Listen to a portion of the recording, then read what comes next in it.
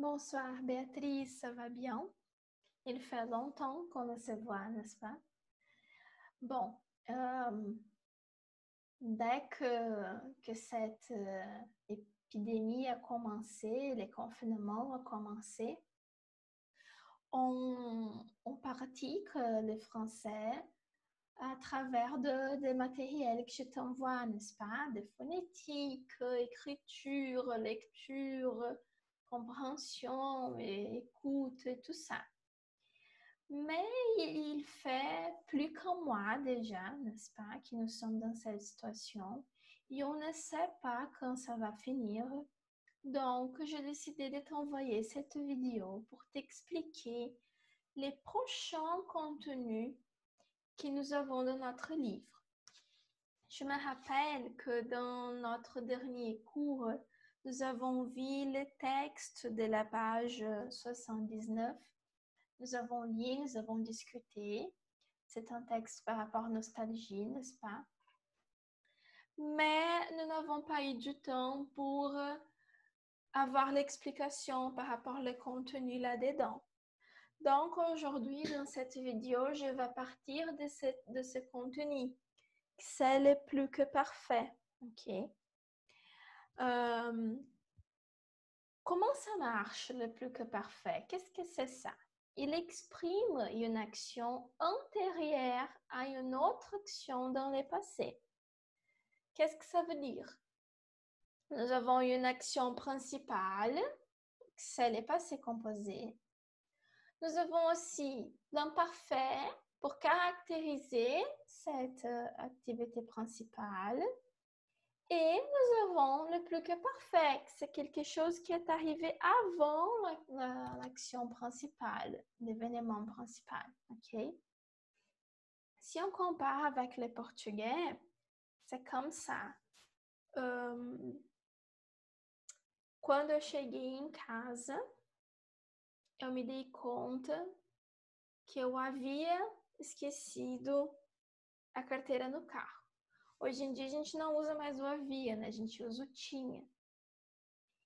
Então, o momento principal, o evento principal é quando eu cheguei em casa, que está no passé composé. O que aconteceu antes, lá no passadão, é o plus que parfait. Eu havia esquecido. Ok? Bom, então essa é a comparação com a nossa língua materna. Agora vamos voltar. Bon, comment on va structurer le plus que parfait? Il se rappelle beaucoup, il se ressemble avec les passés composés par rapport à la structure. Parce que les passés composés, il est formé par être ou avoir, plus le participe passé du verbe principal, n'est-ce pas? Le plus que parfait aussi. Quelle est la différence? Les passés composés, c'est être et avoir conjugué au présent. Plus que parfait, c'est être ou avoir conjugué à l'imparfait. Plus le participe passé du verbe principal. Donc ici à côté, nous avons être et avoir conjugué à l'imparfait pour se souvenir, ok? J'avais, tu avais, j'étais, tu étais, et tous les autres. Bon, mais comment tu vas savoir quand utiliser être, quand utiliser avoir? C'est la même chose qu'au passé composé. Alors, on va conjuguer presque tous les verbes avec avoir et on va conjuguer les verbes pronominaux et les verbes de la maison avec le verbe être. C'est la même chose, pas de souci. OK? On va voir maintenant quelques exemples pour bien fixer ça.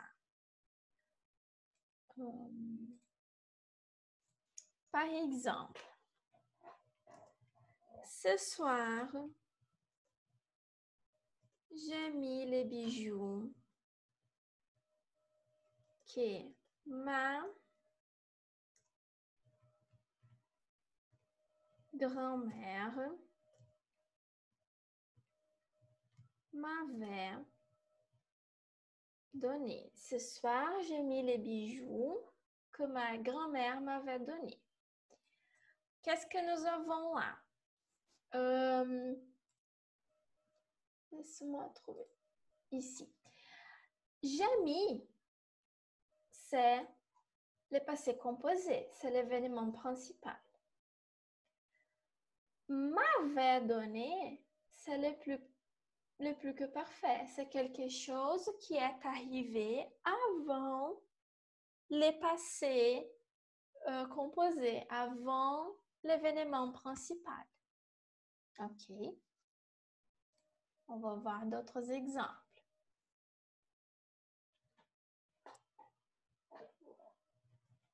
Je lisais quand mon père a surgi dans la chambre. On continue.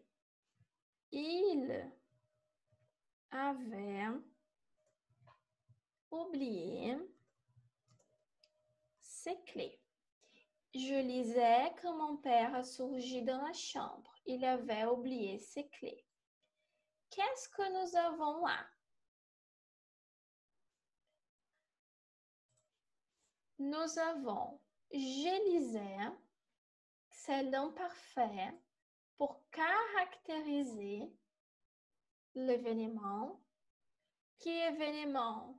L'événement principal a surgi, c'est au passé composé. Mais pourquoi qu'il a surgi dans la chambre? Parce qu'avant ça, il avait oublié ses clés. Donc là, nous avons le plus que parfait. Alors, dans cette phrase, nous avons les trois types de passé ensemble. Alors, pourquoi on utilise tout ça? Pour bien expliquer comment quelque chose est arrivé. OK? C'est un verbal le plus que parfait. Il est très courant dans les livres, dans des articles, quand tu vas, par exemple, expliquer comment tu as fait une recherche dans le domaine de la police pour raconter comment un crime est arrivé. OK? Quand on parle, tu peux raconter une histoire tout au passé composé et imparfait si tu veux. Mais ça ne va pas être très clair. Des fois, la personne qui t'écoute, elle peut être en doute. Ouais, mais qu'est-ce qui est arrivé avant? Cela ou ceci?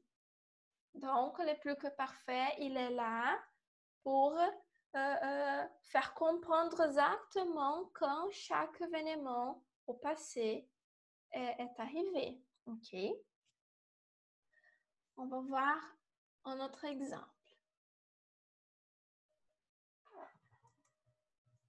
Je ne m'étais pas encore couché quand il est arrivé. Je ne m'étais pas encore couché quand il est arrivé. Alors, quel est l'événement principal que nous avons là? Est arrivé. Qu'est-ce qui est arrivé avant cet événement principal? Était pas couché. Alors, eu ainda não havia me deitado quando ele chegou. OK? L'ordre des choses dans la phrase, peu importe. OK? On peut faire l'envers. Il était arrivé quand je ne m'étais pas encore couchée. Dans cet exemple, ça ne fait pas beaucoup de sens. Mais l'ordre de la phrase, peu importe. Ce qui importe, c'est l'événement principal de celui de quoi on va partir pour raconter toute l'histoire. C'est lui, il faut être au passé composé. OK? Ça, c'est l'important. Laisse-moi voir. Il y a un autre exemple. Une question. Est-ce que vous aviez terminé quand il a pris votre plat? Est-ce que vous aviez terminé quand il a pris votre plat? Bon, là nous avons événement principal, il a pris votre plat. Aviez terminé? Plus que parfait. Você já havia terminado quando ele pegou o teu prato, quando ele retirou o teu prato? Ok? Donc, ça, c'est l'idée. Dupliquer parfait.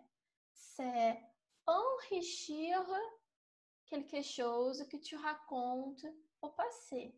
Donc, passé composé, un événement principal et un événement commencé et terminé au passé. En parfait, on utilise pour caractériser, pour décrire un événement passé. Il est plus que parfait, c'est le passé antérieur à celui de l'événement principal. D'accord? Bon. Je voudrais que tu, après avoir vu cette vidéo, tu peux aller à la page 79, lire le texte une autre fois et regarder l'activité 8, ok? Après l'activité 8, tu peux aller à la page 83 pour faire les activités 3 et 4.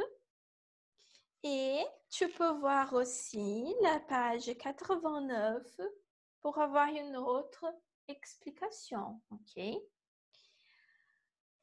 Alors, on est en train de s'adapter à ces confinements, n'est-ce pas?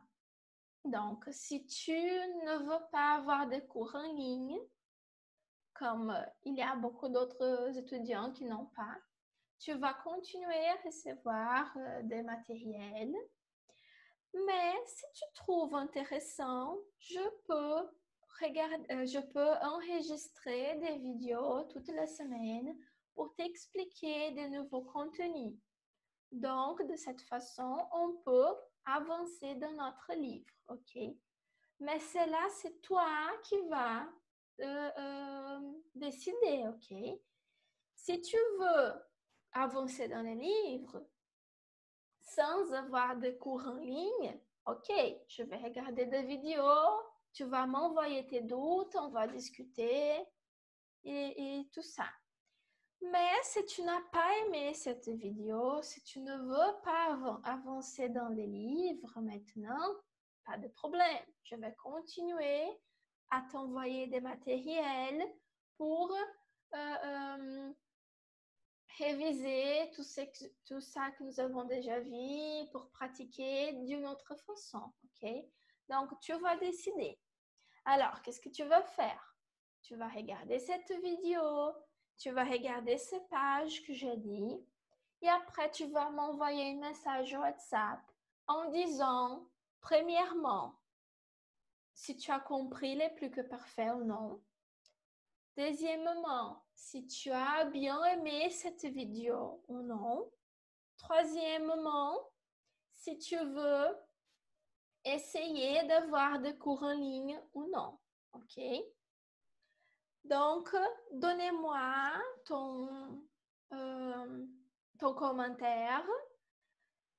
Si tu as bien compris les plus que parfaits, je vais t'envoyer des activités pour les pratiquer. Sinon, je vais t'expliquer d'une autre façon. OK? Bon, je pense que c'est ça. J'espère que tu aimes bien cette vidéo et je vais attendre alors ta message sur WhatsApp. D'accord? Bisous, au revoir.